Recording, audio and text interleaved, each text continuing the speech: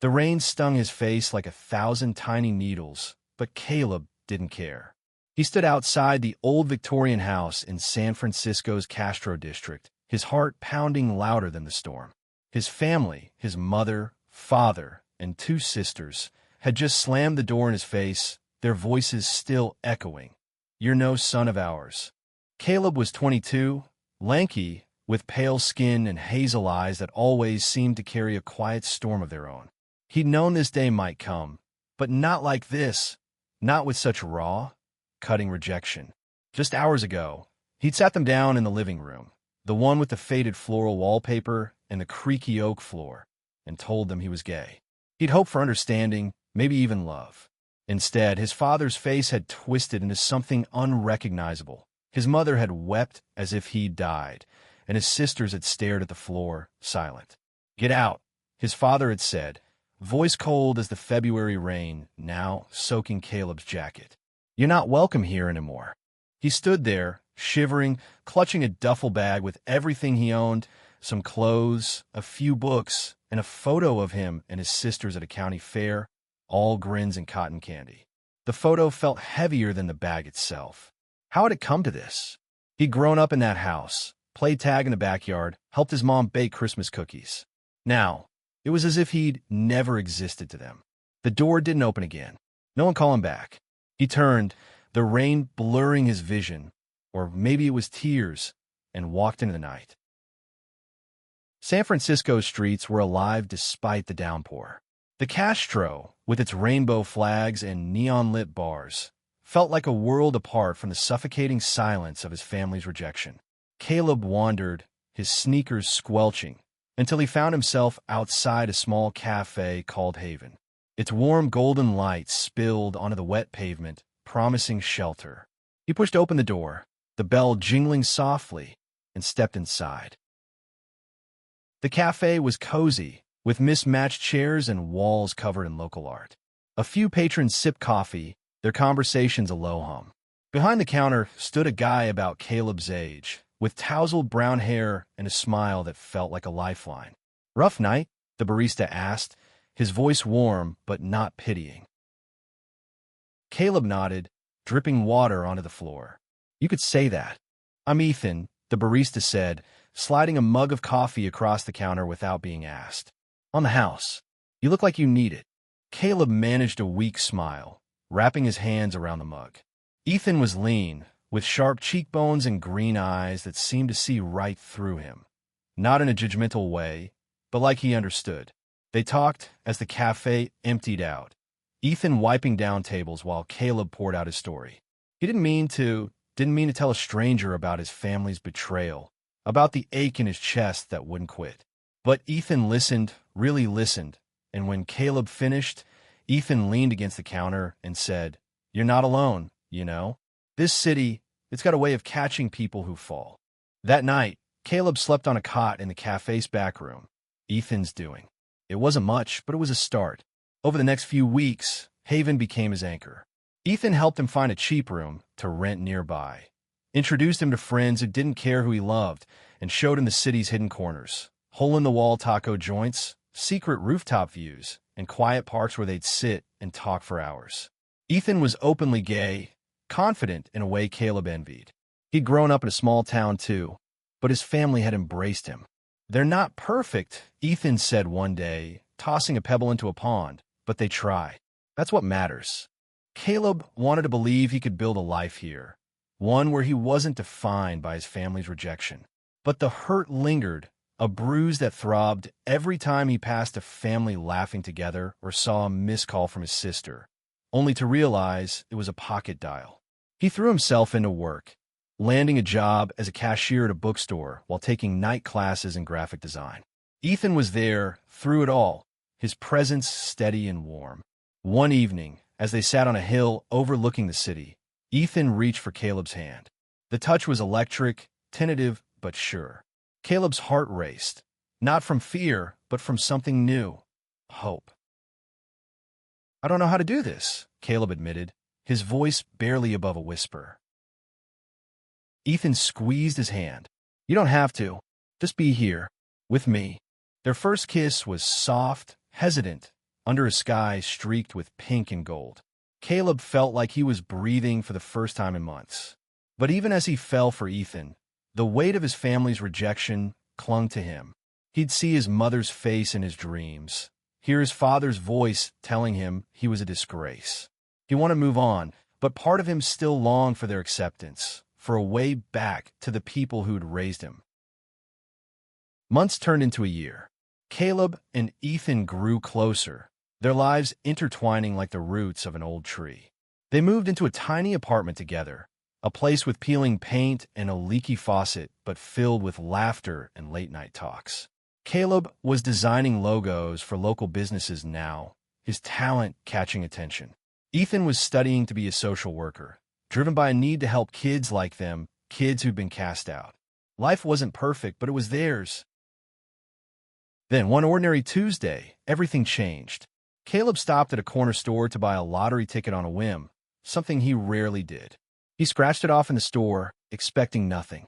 Instead, the numbers aligned, and his world tilted.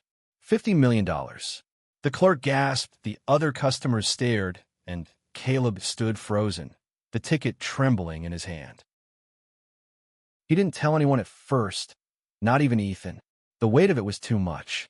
He went to a lawyer, verified the win, and set up a trust, all in a daze. The news broke a week later. His name splashed across headlines. Local man wins $50 million jackpot. Suddenly, the world wanted a piece of him. Reporters camped outside his apartment. Strangers sent emails begging for money. And then the call came. It was his mother. Her voice was soft, almost unrecognizable. "Caleb," she said, "we need to talk." Caleb's phone buzzed on the kitchen counter, his mother's name glowing on the screen. He stared at it, his heart caught in his throat. Ethan, chopping vegetables for dinner, glanced over. "You okay?" he asked, his knife pausing mid-slice. Caleb didn't answer right away. He hadn't heard his mother's voice in over a year, not since she'd stood silently as his father banished him. Now, here she was, calling just days after the lottery news broke. He wanted to believe it was guilt, maybe love, but doubt gnawed at him. He pressed accept and held the phone to his ear. "Caleb," his mother said, her voice trembling. "It's been too long. We miss you." He gripped the counter, his knuckles white. "Miss me?" he said, his voice sharper than he intended. "You didn't miss me when you let Dad throw me out." There was a pause, then a sob. "We were wrong," she said. "I was wrong. Please, can we see you? Your sisters, they want to see you too." Caleb's chest tightened. He wanted to scream, to ask why it took $50 million for them to care.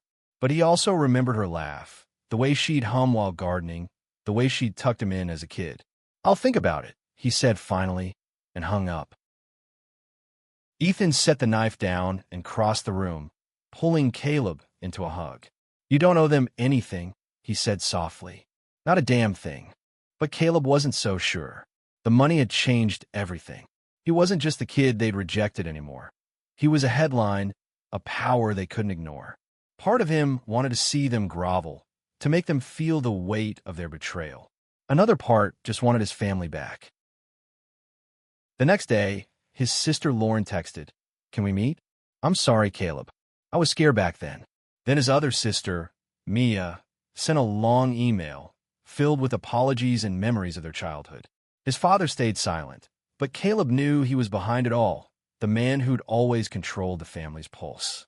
Caleb agreed to meet them at a neutral spot, a quiet park near the bay. Ethan insisted on coming, not to interfere, but to be there, a steady hand on Caleb's shoulder. The park was crisp with autumn air, leaves crunching underfoot. Caleb saw them from a distance. His mother, her hair grayer than he remembered. Lauren, fidgeting with her scarf. Mia, clutching a coffee cup. And his father, stiff and unreadable. They stood by a bench, looking out a place in the city they'd rarely visited. Caleb's stomach churned as he approached, Ethan a step behind. "Caleb," his mother said, stepping forward, her eyes wet. "You look good." He nodded, unsure what to say. Lauren rushed forward, hugging him tightly. "I'm so sorry," she whispered. Mia joined in, her arms trembling. His father hung back, his jaw tight, but his eyes flickered with something, regret, maybe, or calculation.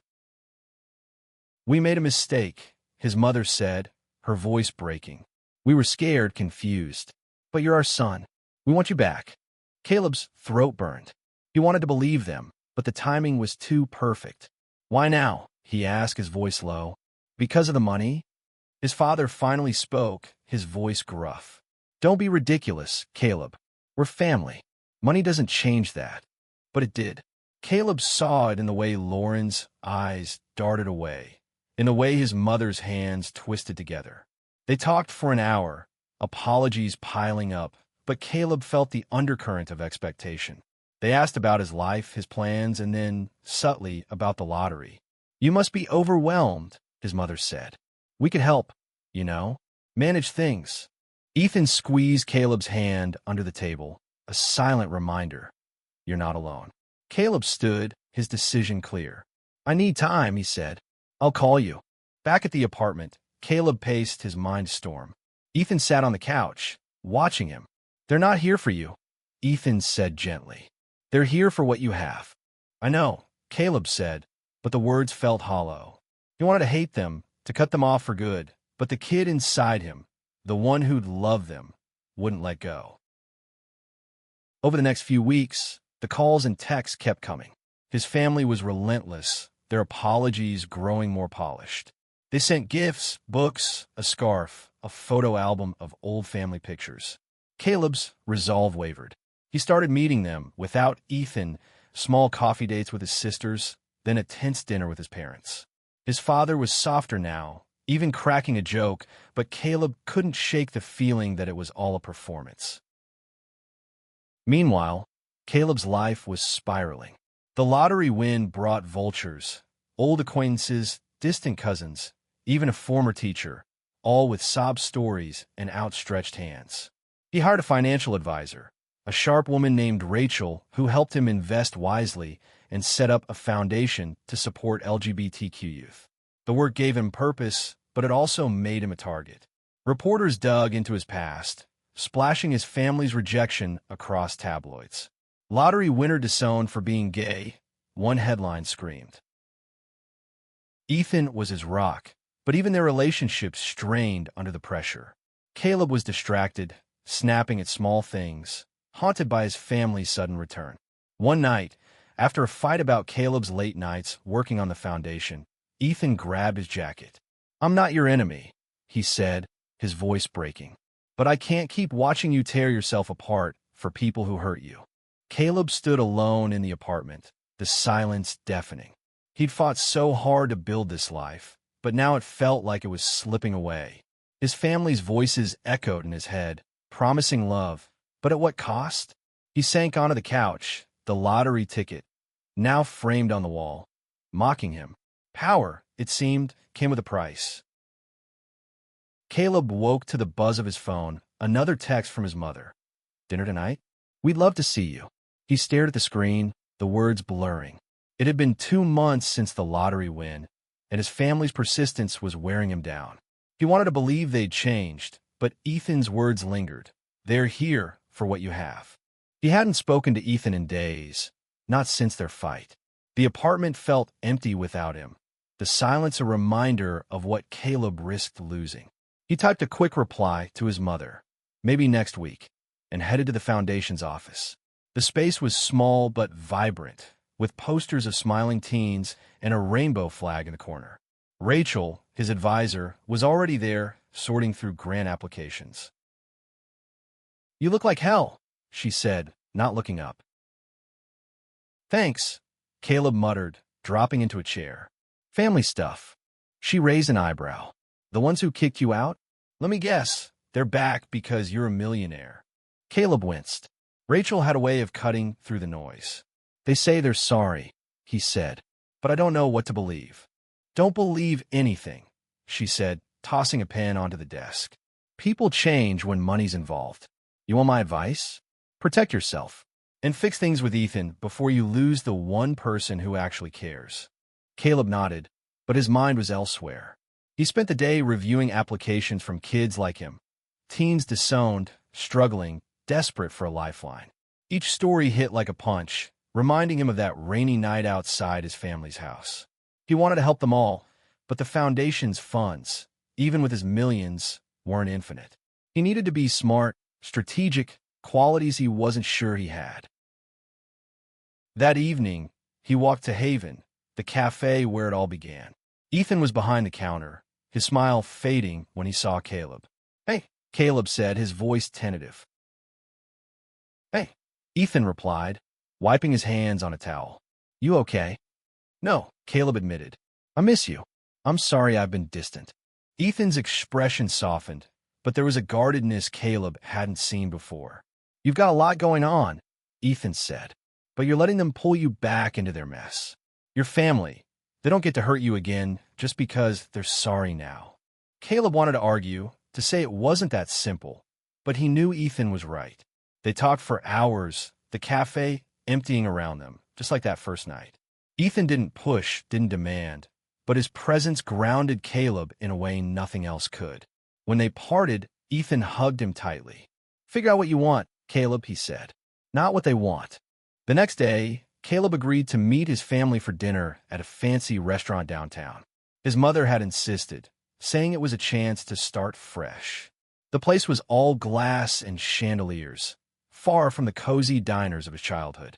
His parents and sisters were already there, dressed like they were trying to impress.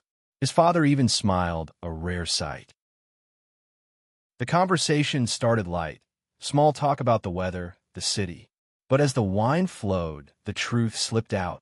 His mother mentioned a family project, something about renovating their house. Lauren talked about her struggling art gallery, how a little investment could save it. Mia hinted at college debt, her eyes hopeful. His father was blunt. "You've got the means now, Caleb. You could set us all up for life." Caleb's fork froze midair. He'd known this was coming, but hearing it so plainly stung. "So that's why you're here," he said, his voice steady despite the ache in his chest. "Not for me. For the money." His mother's face crumpled. "That's not true," she said. "We love you." "Then why didn't you call before the lottery?" Caleb snapped. "Why did it take $50 million for you to care?" The table went silent. His father's jaw tightened, but he didn't speak. Lauren reached for Caleb's hand, but he pulled away. "I wanted to believe you," he said, standing. "But you haven't changed." He walked out, the city lights blurring through tears. Back at the apartment, he called Ethan, who came over without hesitation. They sat on the couch, Caleb's head on Ethan's shoulder, and for the first time in weeks, he felt like he could breathe. But the drama wasn't over. The next morning, a tabloid ran a story. Lottery winner's family begs for forgiveness, and a cut. His mother had spoken to a reporter, painting herself as a grieving parent desperate to reconnect. The betrayal cut deeper than the first time. Caleb's phone buzzed with messages from friends, strangers, even a cousin he hadn't seen in years. Everyone had an opinion, a demand, a judgment. He turned to the foundation, pouring his energy into it. He and Rachel launched a scholarship program for LGBTQ youth, named it Haven after the cafe.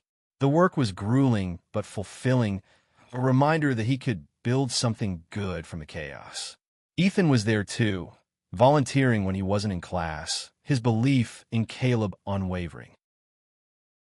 One night, as they painted the foundation's office, Ethan turned to Caleb, paint smudged on his cheek. "You're doing something amazing," he said. "Don't let them take that from you." Caleb smiled, his first real smile in weeks. "I won't," he said, "and I won't let them take you either."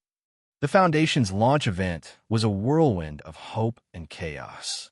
The small office was packed with donors, volunteers, and teens who'd benefited from the scholarships. Caleb stood at the front, his tie slightly crooked, delivering a speech he'd rehearsed a dozen times. "This is for every kid who's been told they're not enough," he said, his voice steady despite the nerves. "You are enough, and you're not alone." The crowd applauded. Ethan's clapped the loudest. Caleb caught his eye, and for a moment, the world felt right. But as he stepped off the stage, his phone buzzed. It was Mia, his youngest sister, asking to meet. Against his better judgment, he agreed to see her alone at a nearby diner. Mia looked different, older, somehow, though only a year had passed. She slid into the booth, her hands fidgeting. I didn't know about the tabloid, she said. Mom didn't tell us she was talking to them. Caleb stirred his coffee, unconvinced. Why should I believe you? Because I was wrong too, she said, her voice cracking. I didn't stand up for you when Dad kicked you out. I was scared, Caleb. But I miss you. Not the money you. Her words hit hard, stirring memories of their childhood. Late-night talks, sneaking cookies, her tagging along to soccer games. But trust was a fragile thing, and Caleb wasn't sure he had any left. I need time, he said, echoing his words from months ago. She nodded, tears in her eyes, and left without pushing. Back at the foundation, Caleb threw himself into work, but the media storm grew. His family story was everywhere, twisted into a soap opera. His mother gave another interview, claiming they'd always supported him. His father started a blog, of all things, preaching about family values while subtly asking for donations. The hypocrisy made Caleb's blood boil, but it also drew attention to the foundation. Donations poured in, and applications for scholarships tripled. Ethan noticed the toll it was taking. One night, as they lay in bed, he traced circles on Caleb's back.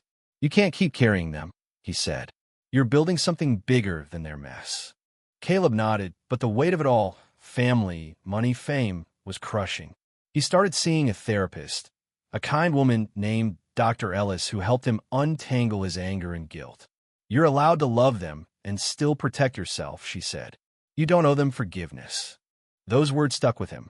He began setting boundaries, ignoring his family's calls and focusing on the foundation. He and Ethan planned a gala to raise more funds, a black tie event at a downtown hotel. The night was a success, with speeches from teens who'd found hope through the scholarships. Caleb watched them, his heart swelling with pride, but also with a nagging fear. What if his family showed up? They didn't, but the next morning his father sent an email. We're proud of what you're doing. Let's talk about how we can support you. Caleb deleted it, his hands shaking. He was done with their games. Weeks later, a letter arrived. Not an email, but actual mail, handwritten by Mia. It was short, raw, no mention of money. She wrote about missing their talks, about how she'd started volunteering at a local LGBTQ center because of him.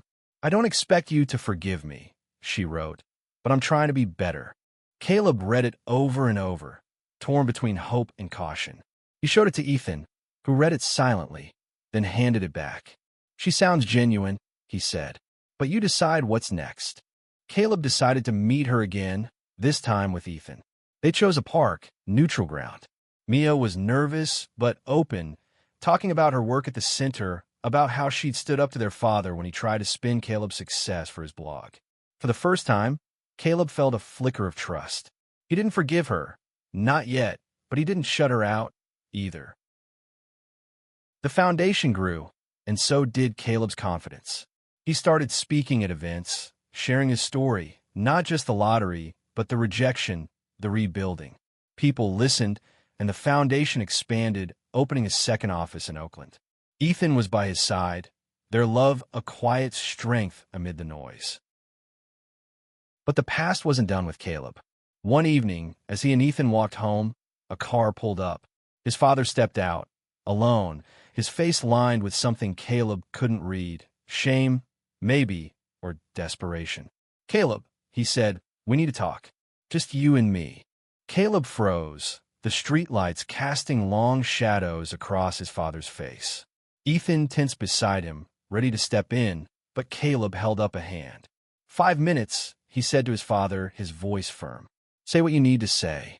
His father nodded, his usual bravado gone.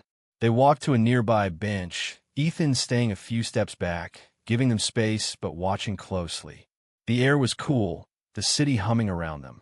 Caleb's father sat, his hands clasped tightly. I was wrong, he said, the words heavy, like they'd been trapped for years. I didn't understand you. I thought I was protecting the family, but I lost you instead. Caleb waited, his heart pounding. He'd dreamed of this moment, his father's apology, but now it felt hollow. Why now? He asked, echoing his question from months ago. What's changed? His father's eyes dropped to the ground. Everything. You're doing things I never imagined. Helping people, building something real. I'm not asking for money, Caleb. I'm asking for a chance to make this right. Caleb wanted to believe him, but the scars were deep. He thought of his mother's tears, his sister's apologies, all tainted by the shadow of his wealth. You threw me out, he said, his voice shaking. You made me feel like nothing. Do you know what that did to me? His father's face crumpled, and for the first time, Caleb saw him as human, not the towering figure of his childhood. I know, his father said, and I'll carry that shame forever. But I'm here, Caleb. I'm trying. Caleb stood, his emotions a tangled mess. I can't do this now, he said. Maybe someday, but not now. His father nodded, standing slowly. I'll wait, he said, and walked back to his car, leaving Caleb staring at the empty bench. Ethan was there in an instant, his arms around Caleb. You okay? He asked. No, Caleb said, but he leaned into Ethan, drawing strength from his warmth. But I will be. The next few months were a turning point. Caleb focused on the foundation, which was now a beacon for LGBTQ youth across California. He hired more staff, expanded programs, and even started mentoring a few teens himself. Their stories of rejection, resilience, hope mirrored his own, and helping them heal parts of him he hadn't realized were still broken. Mia became a quiet presence in his life. She kept volunteering, kept reaching out, not pushing but showing up. Caleb started to trust her little by little, inviting her to foundation events, introducing her to Ethan. She wasn't perfect, but she was trying, and that meant something. His parents faded into the background. His mother sent occasional texts, his father stayed silent, and Caleb let them be. He wasn't ready to forgive, but he didn't hate them anymore. The anger had softened into something else. Acceptance, maybe, or just peace. One spring evening, Caleb and Ethan stood on a hill overlooking the city, the same spot where they'd share their first kiss. The sky was ablaze with color, the Golden Gate Bridge a silhouette in the distance. Caleb took Ethan's hand, his heart full. I wouldn't have made it through this without you, he said. Ethan smiled, his eyes bright. You're stronger than you think, but I'm glad I'm here. They kissed, the world fading around them. Caleb thought of the boy he'd been, standing in the rain, abandoned. He wasn't that boy anymore. He'd built a life, a purpose, a love that no one could take away. The lottery had given him power, but it was his choices, his courage, his heart that defined him. The foundation thrived, a testament to what love and resilience could do. Caleb didn't need his family's approval anymore, didn't need their apologies. He had Ethan, the kids he helped, the life he'd created. And in that moment, under the San Francisco sky, he knew he was enough.